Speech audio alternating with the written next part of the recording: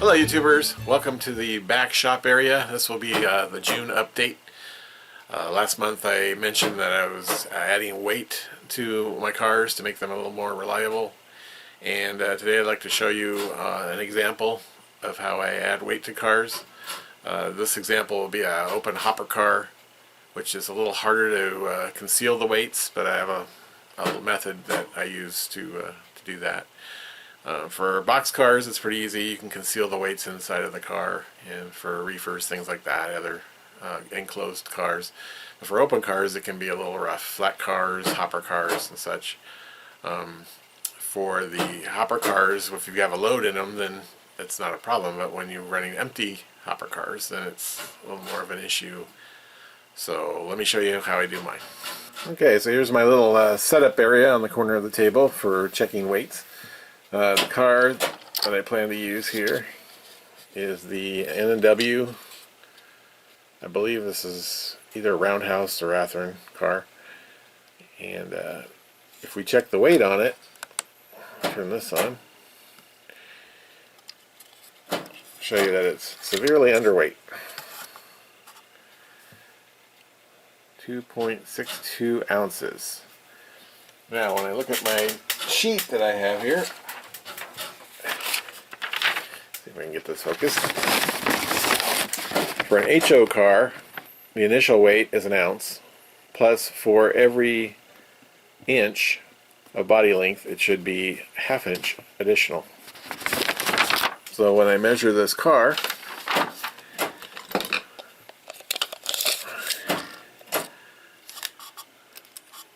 we have about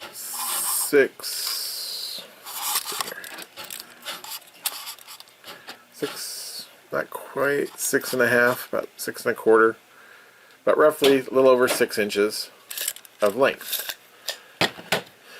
So it's translated that we should have 1 ounce for the initial weight, and then for 6 inches we should have 3 more inches.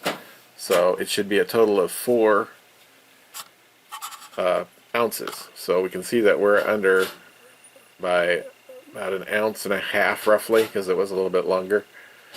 So I need to see if I can add 1.5 ounces.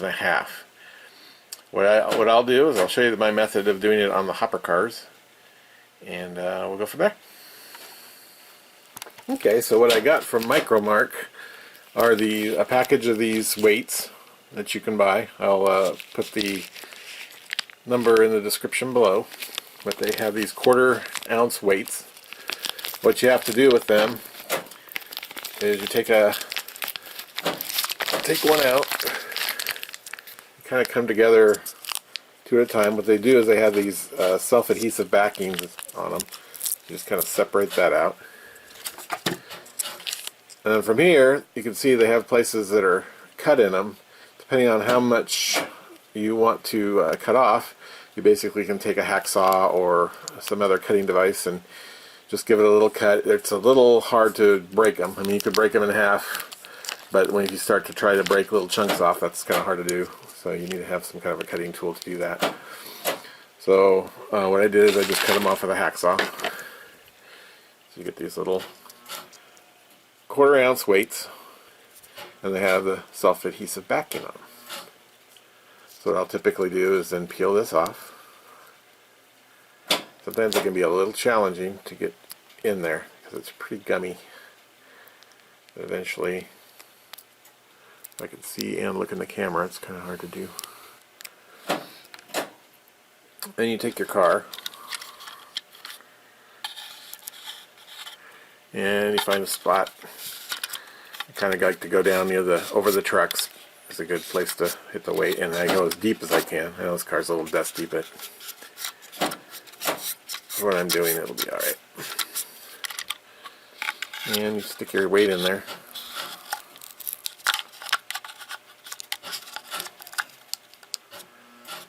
Get it all stuck in as far as you can.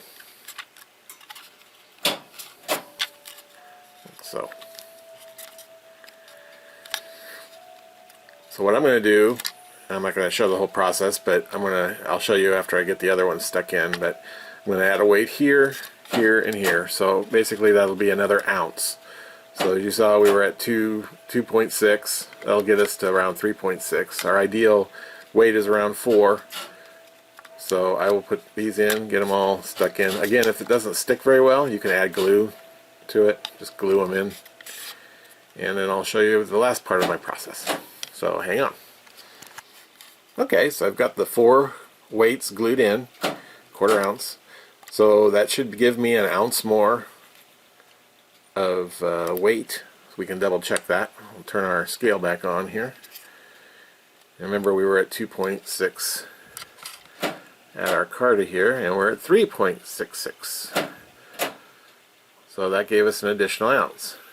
Now for that last little bit there, to get to 4, and for aesthetic purposes, what I tend to like to do, because again, if you look in this car, you know, on the railroad, you go, wait, that doesn't look very realistic. You got these 4 silver hunks of stuff with the 1/4 inch marks scratched into it. So what I'll do is then put some glue, a glue water mixture over these weights and over the bottom part of the car, and I'll add some coal to it, some of the little fine coal that you can get from Woodland Scenics or other products, and sprinkle it into there. What I have is stuff I got at the train show. It's called Black Diamonds, simulated coal for HO and N scale. So it's kind of in a big pill box. That stuff works really good. So I will spray in a glue water mixture and then sprinkle some of this coal over it. So let me get my stuff ready and I will show you that process. Alright. Put some of this stuff in here. I get it in various places, dribble it all through.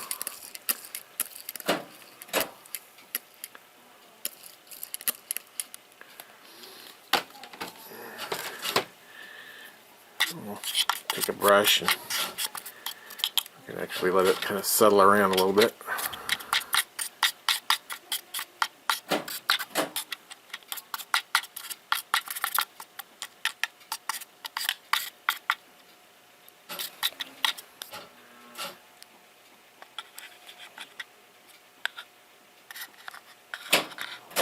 Add a little more glue, just around, a little bit more on the weights.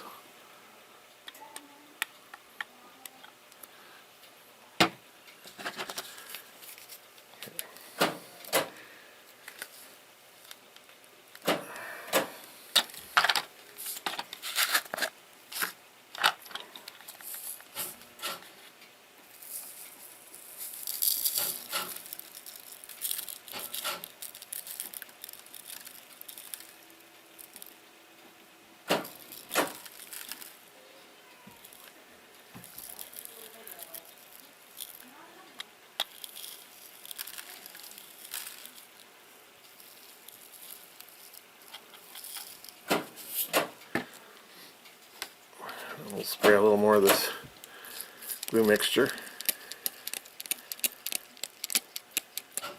It's all wet.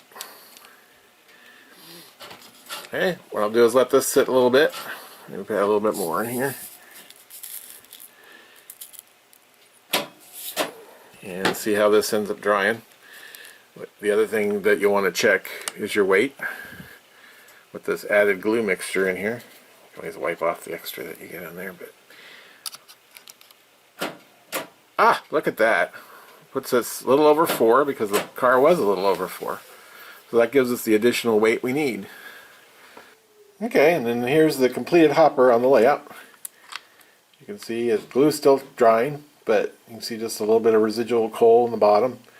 Under most conditions, you wouldn't even think twice about it. You just kind of see there's a little bit of coal, and if you can see it runs, you can zoom out a little bit and see how it runs very smoothly.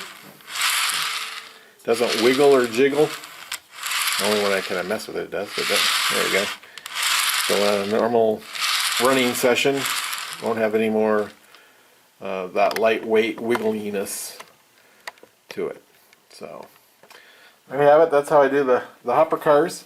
For enclosed cars, it's just a matter of popping open the top and putting in the weights inside, like from box cars and things like that. Sometimes on covered hoppers, I haven't had too much problems yet, but you can conceal weights in the sides. If the top doesn't pop off, you can stick them into the sides there. Underneath, you can probably put weights in there too. Just have to get kind of creative in these little spots here. So, just little creative ways of doing it. So anyway, guys, that's how I add weight to my freight car fleet. And I hope you enjoyed this video. If you enjoyed this video, please leave me a comment, like, and feel free to subscribe and pass the word on. So, until next month, happy railroading.